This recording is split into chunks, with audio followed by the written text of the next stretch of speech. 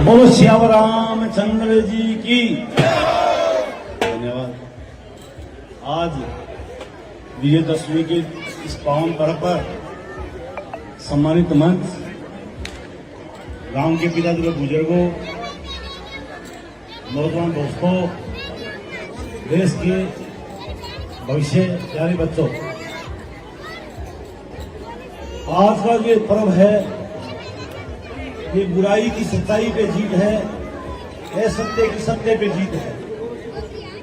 इसलिए आपको और हमें आज ये दिन निश्चित रूप से संकल्प लेके जाने वाला दिन है। संकल्प लेकर के जाने वाला दिन है। केवल रावण का दहन देखकर चले जाना ही सब कुछ नहीं है। रावण को क्यों जला गया, रामायण के अंदर जिस प्रकार की बातें हमें समझाई गई है, बाप का अपने पुत्रों के प्रति, पुत्रों के अपने पिताश्री के प्रति, और पति का पत्नी या पत्नी का पति, भाई का बहन, और भाइयों का आपस में किस प्रकार से सौहार्द, प्रेम, प्यार और विश्वास कायम रहे, एक दूसरे के लिए सब कुछ न्यौछावर करने के लिए, ये बातें हमें सीखनी चाहिए। दुनिया में रामायण के सिवाय ऐसा कोई ग्रंथ नहीं है इसमें ऐसे संस्कार भरे हुए।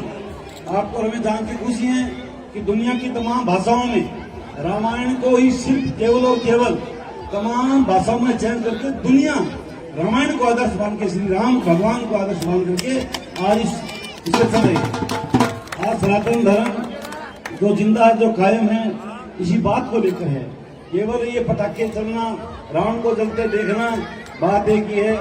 आज के दिन से हमें किसी भी प्रकार में मन में कोई कपट है, खोट है, बुराई है, अहंकार है, मोक्ष है, मोह है या घमंड है, इनमें से किसी एक रावण को हमें मारना पड़ेगा, जलाना पड़ेगा और छोड़ना पड़ेगा। तो मेरा देश वापिस खुशहाल हो, सनातन धर्म भी जिंदाबाद रहे।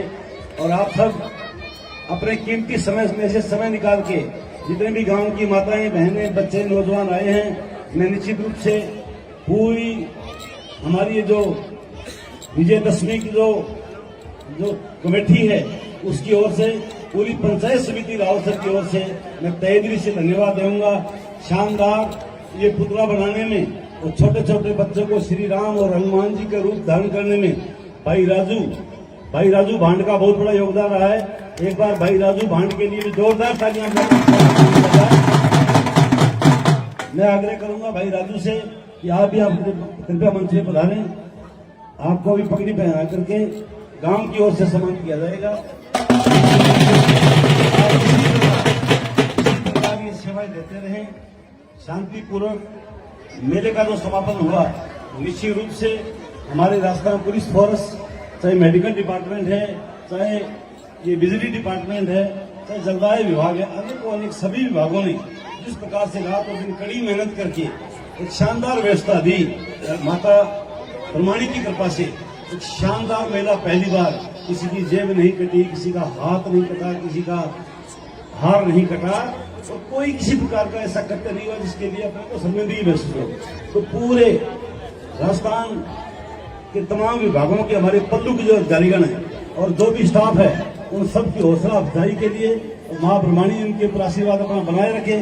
जोरदार तालियों से सभी का स्वागत किया जाए। आभार, धन्यवाद। बोलो श्यावर रामचंद्र भगवान की। बहुत बहुत धन्यवाद मेरे प्रधान जी आपका।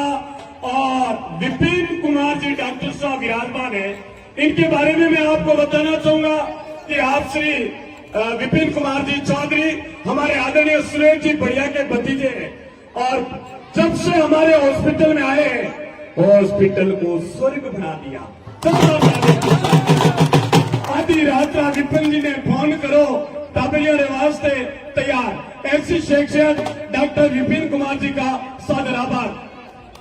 धन्यवाद गुरुदेव, आपने जो विपिन जी का परिचय दिया, मेरी जहां तक जानकारी, आज पूरे गांव की माता बहनें बच्चे सब आए हुए हैं। अपने पल्लू हॉस्पिटल के सबसे बड़े डॉक्टर यानी इंचार्ज हेडमास्टर जी है, विपिन जी बादरा से हैं, और इन्होंने दिल्ली एम्स के अंदर भी 2 साल सेवा दी है, और जयपुर के अंदर SMS में भी अपनी सेवाएं दी है।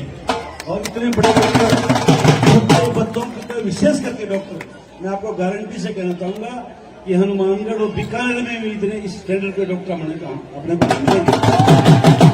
हर इलाज के लिए मेरे घर का कोई सदस्य बीमार होता है, निश्चित रूप से यहाँ उनके आने के बाद में हमारे घर का एक भी सदस्य किसी भी रोग का हनुमानगढ़ और राव सर बीकानेर कहीं नहीं गया, केवल विपिन जी के पास जाते हैं। शानदार इलाज है। हम सब ग्रामवासियों को, इलाके के लोगों को पल्लू हॉस्पिटल की माननीय विपिन जी की सेवा लेनी चाहिए ताकि हमें इसका लाभ मिले और इनका भी एक एक्सपीरियंस बढ़ता जाए। आपने परिचय याद दिलाया, बहुत शानदार मौका था। मेरे गांव के इतनी बड़ी प्रतिभा के धनी तो दिल्ली और जयपुर के अंदर भी अपनी सेवा देकर आए हैं।